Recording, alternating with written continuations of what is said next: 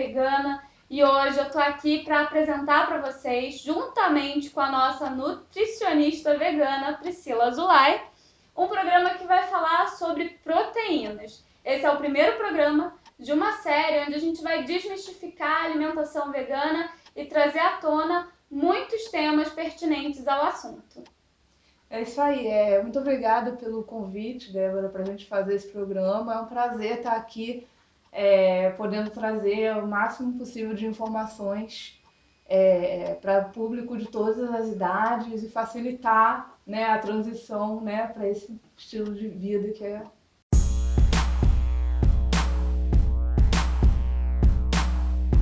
Priscila, quanto de proteína a gente precisa realmente consumir, por exemplo, num dia?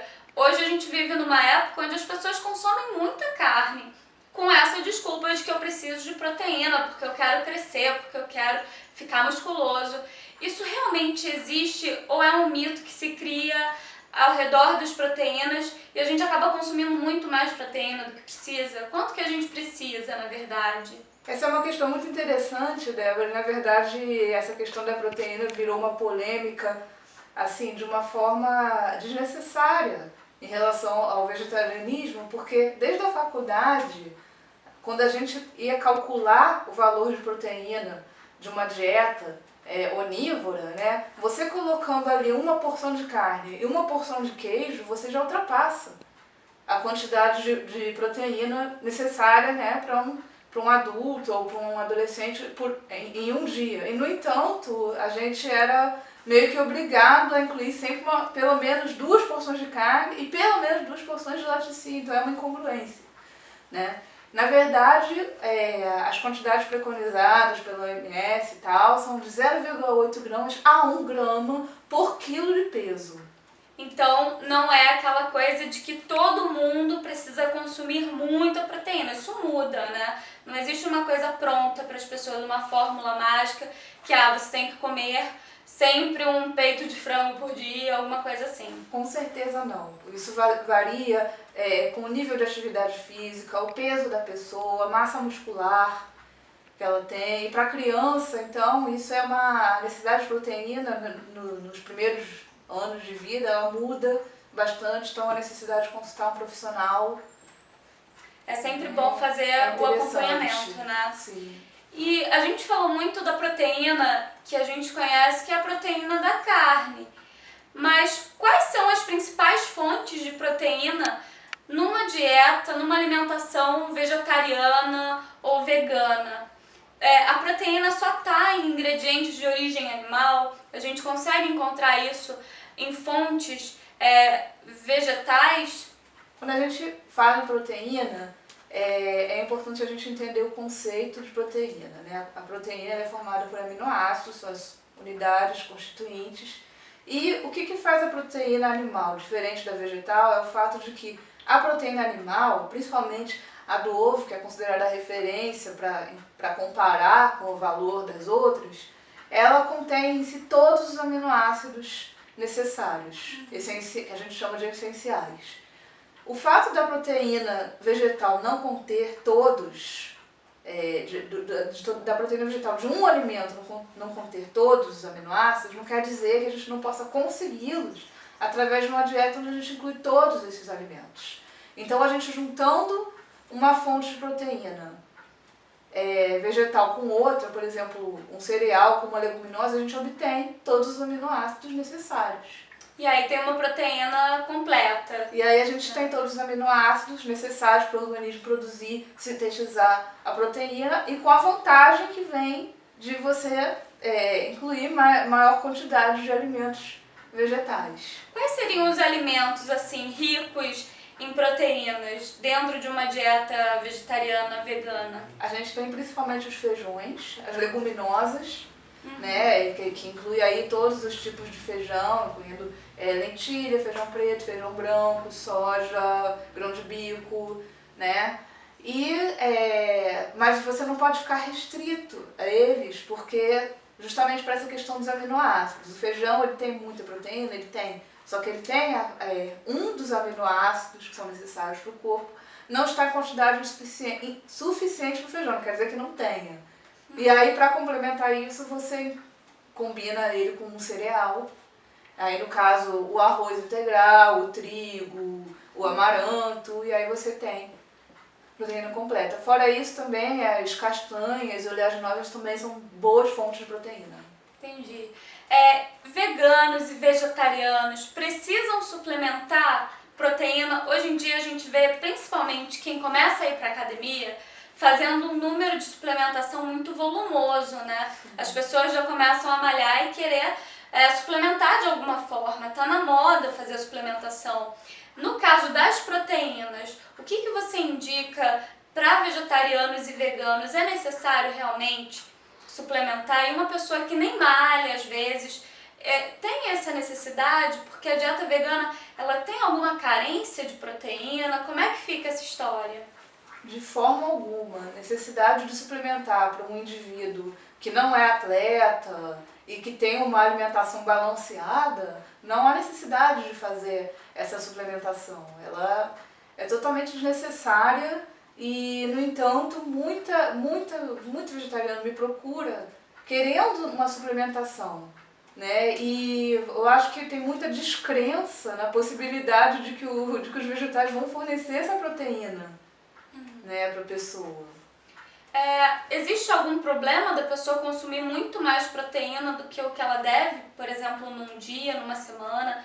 Isso traz algum prejuízo para o corpo? Sim, sem sombra de dúvida traz. Principalmente se for a proteína animal, né? Porque ela vai vir acompanhada de colesterol, de gordura saturada, né? Agora, o excesso de proteínas vai sobrecarregar o rim, vai sobrecarregar o organismo, né? A digestão da proteína, ela gera substâncias que o organismo precisa eliminar, né? São os derivados do nitrogênio, que são amônia, o ácido úrico e a ureia, né? E então isso vai colocar um fardo maior sobre o organismo. Entendi. Ainda sobre essa questão que a Débora fez a pergunta, né, sobre a diferença entre a proteína vegetal e a proteína animal, a gente está aqui com uma tabela que eu acredito que vai ajudar bastante a entender qual é, afinal, essa diferença. E a gente vê aí que tem uma pontuação, o score, né, dado a cada alimento em relação aos seus aminoácidos. Esse score, por exemplo, a referência tomada para chegar a essa pontuação é a proteína do ovo.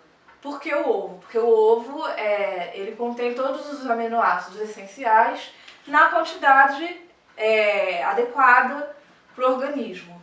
Quando um alimento tem um determinado score, esse score está sendo comparado em referência ao ovo, né? Então a gente vê aqui, por exemplo, que a gente tem entre as leguminosas, entre os feijões, o aminoácido limitante ali é o sulfurado. Quer dizer que esse aminoácido particularmente está em quantidade insuficiente, né? Mas ele está lá, não quer dizer que não tenha. E quando você combina ele com um arroz, com um cereal, que tem um outro aminoácido limitante, você consegue complementar essa proteína.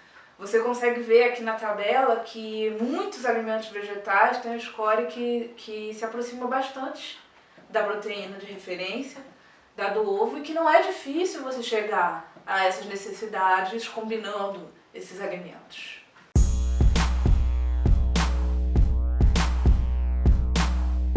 Agora, partindo para um outro campo de debate, né, a respeito de algumas coisas que envolvem muito além de só a questão alimentar, mas também de comportamentos. Eu queria saber a tua opinião, Priscila, a respeito do consumo de carne. Será que a gente pode afirmar que o consumo de carne é uma coisa cultural? Eu acredito que seja extremamente cultural e é tão cultural que as pessoas, quando resolvem deixar de consumir carne, elas não sabem o que fazer, elas acreditam que tem que ter um substituto para a carne, porque a gente baseou muito, durante muitas e muitas décadas, né, o nosso consumo, a carne como o prato principal. Então, quando você tira a carne, quando a pessoa resolve deixar de comer carne, ela fica achando que vai precisar substituir aquele alimento com um outro, né? E aí sempre tem uma sensação de falta no prato, né? Parece sempre que, mas vai colocar só o arroz, o feijão e os legumes, mas e o prato principal? Isso é uma questão cultural. Sim. E é uma questão também de informação, né? Porque a cultura da carne fez com que, eu acredito que as informações que chegam até as pessoas fossem até mesmo selecionadas pelas indústrias, né? Tanto que até hoje o que chega pra gente, né? Cálcio é do leite, proteína é da carne, né? Isso é uma questão bastante cultural. E existe toda uma manipulação de indústrias que está por trás disso. A gente sabe hoje, através de diversos estudos, que o consumo de carne traz muitos prejuízos à saúde, está associado a muitas doenças. Mas ainda assim existe uma indústria que reforça o consumo de carne. Não só a indústria que vende carne, mas acredito que boa parte da indústria farmacêutica, porque se as pessoas ficam mais doentes por consumir muita carne, elas também lucram com isso. A indústria farmacêutica lucra com isso. Existe uma manipulação muito grande das mídias em não divulgar determinados números, determinadas pesquisas falando a respeito dessa questão das carnes.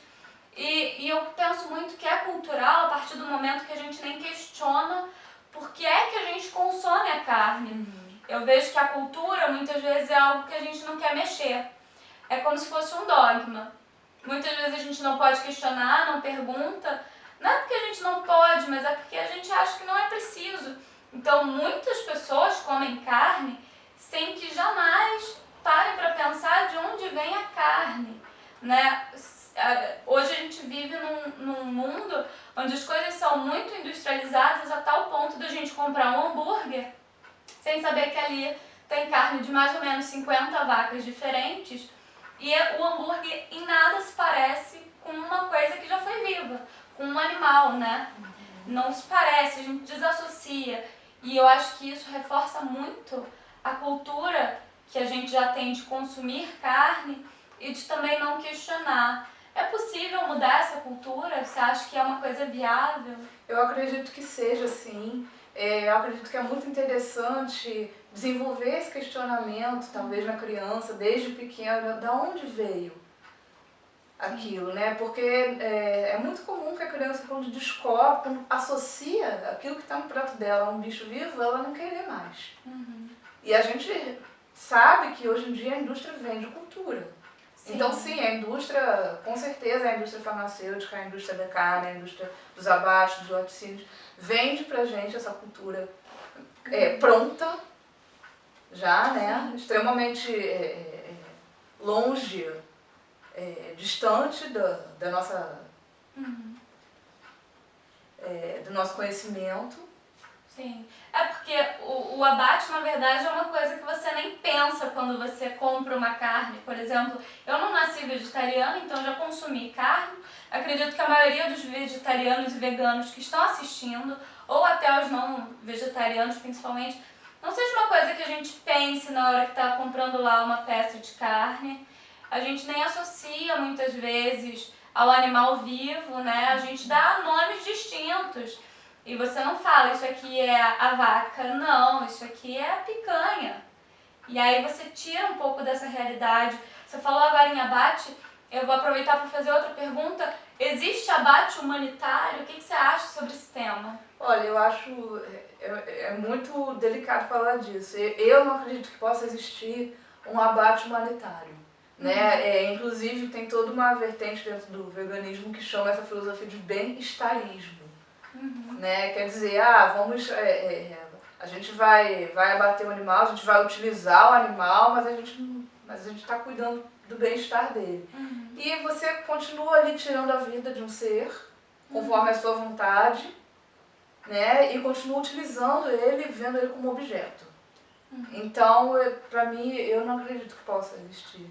Essa questão do abate humanitário ela é muito polêmica. E algumas pessoas falam, mas existe o abate humanitário, então eu posso continuar comendo porque o animal não sofre quase nada. Mas aí entra uma outra questão que eu acho que é super importante a gente abordar, que é a questão de por que a gente para de comer carne. Não é só porque no final o animal morre, principalmente pela exploração que leva uma vida inteira. Você imagina uma vaca que geralmente vive 5 anos, mais ou menos, no mercado, né? Para o abate, para dar leite. Na natureza ela poderia viver muito mais, mas a gente interrompe o ciclo da vida dela. E o que é pior, durante esses 5 anos que ela vai nascer dentro de uma fazenda, né, dentro de um criadouro, até o período que ela for abatida, ela vai ser explorada constantemente. Então é uma vida inteira de sofrimento para que no final, algumas pessoas que podem pagar por um produto como a carne possam sentir um prazer no paladar. Porque, como a Priscila mostrou, a gente não precisa da proteína e nada que venha da carne realmente, né? A gente não precisa disso. Então é possível viver sem a proteína animal, né? Sem a carne? Totalmente. Eu acho isso mesmo que você falou, Débora, é a objetificação do animal, né? Não é só o abate, né? Sim. O abate, muitas vezes, infelizmente, o abate nem é o pior que acontece com o animal. A gente tem toda uma questão ali de separação de mãe e filho, de você pegar, né, mecanicamente extrair o leite das tetas das vacas, tem muitas outras questões ali. E na questão de alimentação, você vê que esses animais recebem muito mais antibióticos, e isso acaba chegando pra gente na alimentação. Sim. Hormônios muitas vezes. Hoje a indústria da carne está com uma super propaganda para dizer que isso não é verdade. Mas a gente sabe que isso acontece. Muitas pessoas já foram em criadores e viram isso, né? Então é uma coisa que a indústria da carne tenta mascarar, mas que a gente sabe que acontece. E a última pergunta para a gente fechar esse bloco é: como é que a gente pode abrir mão da carne sem abrir mão muitas vezes daquela memória gostosa que estava associada à comida? Às vezes a pessoa fala: tá, eu vou deixar de comer carne, mas, poxa, e o almoço de domingo, que sempre tinha algum prato especial que uma tia, uma avó, a mãe fazia? Dá pra gente abrir mão da carne sem abrir mão dessa questão gostosa que a gente tem com a comida, independente dela ser vegetariana ou não? Enquanto a gente estiver dentro dessa cultura da carne, né, de depender tanto da carne, eu acredito que um caminho que seja importante para vegetarianos, veganos e tal, seja realmente começar a cozinhar, se aventurar na cozinha. E do momento que você entra numa cozinha e resolve se aventurar, é possível você resgatar todos os sabores. Bacana. Que sempre participaram, né, que fazem parte do seu histórico alimentar. Você não precisa deixar o seu prazer de lado, o sabor de lado. Inclusive é uma porta de entrada para novidades, para descobrir novos sabores. E muitos sabores podem sim se aproximar até daquele sabor, né? Para quem realmente sente uma falta e tal, é possível. Mas é importante realmente essa experiência de se aventurar na cozinha. Eu espero que um dia, né, de repente já esteja mais divulgado a ponto de ter essas opções aí oferecidas na rua, pra em gente. qualquer lugar, né?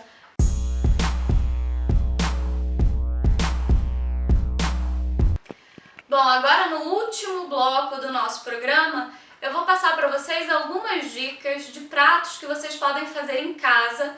Eu vou deixar todos os links para vocês acessarem a receita aqui na descrição do vídeo, e eu vou citar alguns pratos que são maravilhosos e que eu sei que, gente, a maior dificuldade, às vezes, quando a gente se torna vegetariano ou vegano, é muitas vezes lidar com certas memórias de comidas que fizeram parte da nossa história. Quando a gente se torna vegetariano ou vegano, a gente não exclui da nossa mente uma série de fatores que envolviam a gente antes desse período, né? E é importante que a gente não faça isso. Não é legal ter uma amnésia de tudo que você comia antes. Não, é sempre possível reproduzir determinadas receitas sem ingredientes de origem animal. Mas vale a pena lembrar que aqui a gente não vai reproduzir identicamente, nem é possível. O mais legal é que você se abra para novos sabores, para que você esteja aberto a descobrir novos alimentos E é super interessante, a partir do momento que você tira a carne da tua dieta, que você acrescente um mundo de outros alimentos que não faziam parte antes. Bom, então vamos lá. A primeira dica é o hambúrguer de feijão. Um hambúrguer super nutritivo para a criançada que não gosta de comer feijão. É uma alternativa muito legal, porque o feijão vem todo mascarado ali. Você está comendo um hambúrguer.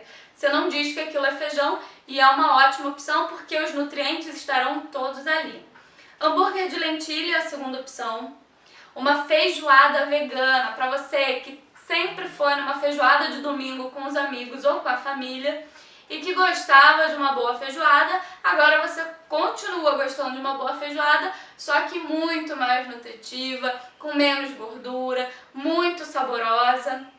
Vamos lá, o quarto é o guisado de lentilha com ervilha, um pratinho cheio de proteína para você.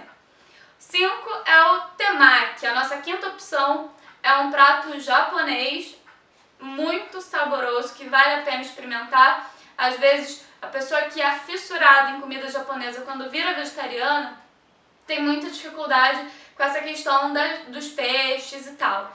Dá para fazer comida japonesa, sim, vegetariana e vegana. Então, o sexto é o estrogonofe de grão de bico, uma receita maravilhosa, também super cheia de proteína, que tem um sabor incrível, uma textura super diferente, vale a pena experimentar. A sétima dica é da almôndega de lentilha. A oitava é de um quibe, que eu vou deixar 2 receitinhas para esse quibe, que tem o frito e o assado. E aí você escolhe, se quiser fazer para um aniversário, para uma festa, escolhe o quibe frito, que é sucesso garantido.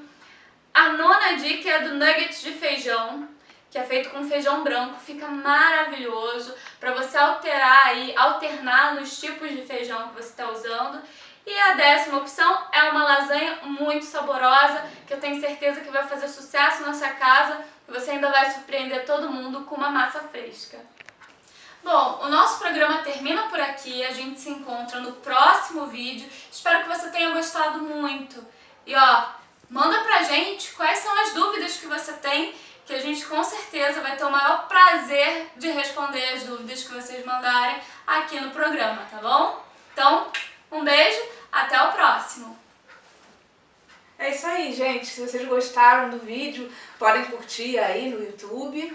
E para quem mora no Rio de Janeiro, eu estou deixando aqui meu contato, eu sou nutricionista, faço acompanhamento de pacientes vegetarianos, veganos ou simplesmente que estejam querendo diminuir, né, os produtos animais na alimentação. E até o próximo programa.